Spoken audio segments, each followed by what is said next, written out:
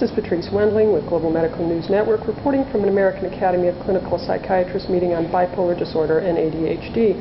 I'm speaking with Dr. Nassir Ghaemi of Tufts Medical Center, who challenged physicians here this morning to rethink their use of stimulants in bipolar disorder because of concerns they may be harmful.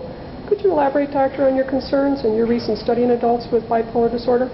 Yes, we did a study with adults who have bipolar disorder and were also diagnosed with adult ADHD and treated with amphetamine stimulants, including methylphenidate.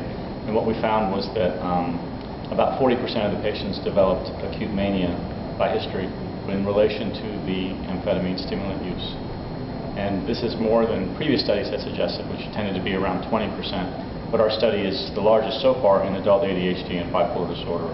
And even though it's observational, so it's only early evidence, it's suggestive that there may be some notable risks here. You also described concerns regarding neurological effects of early amphetamine use in animals. Could you elaborate on that? Yes, I reviewed studies in rats especially. Numerous studies have shown in animals that amphetamines, including methylphenidate, which is the most commonly used drug in humans, cause neurobiological harm in the brain, especially the developing brain, the younger animals. Among the things that happen is atrophy of certain parts of the brain. Certain neurons die in the hippocampal area, which is the part that involves memory, as well as some abnormal responses in some of the dopamine systems and overactive steroid response, and even increases in animal models of depression and anxiety. So that the animal studies suggest that these amphetamines can be harmful to the brain, and they actually cause more anxiety and depression in the long run.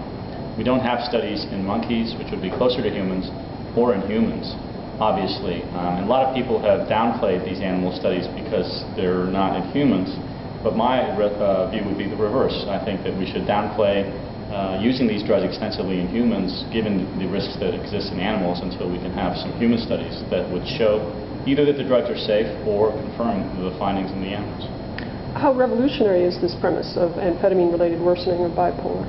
Well, it's certainly not the mainstream view. Although these animal studies are published in mainstream journals, mostly read by basic scientists, it never has made it to the world of clinical practice.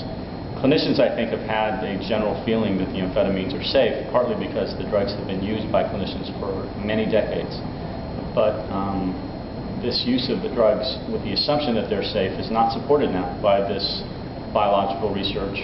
And my view is that clinicians should therefore become more cautious. But I know that the mainstream view is either because they're unaware of these data, or even if they are aware of these data, they would downplay them because they are in animals.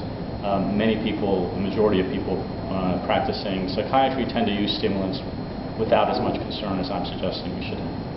This is Patrice Wendling with Global Medical News Network.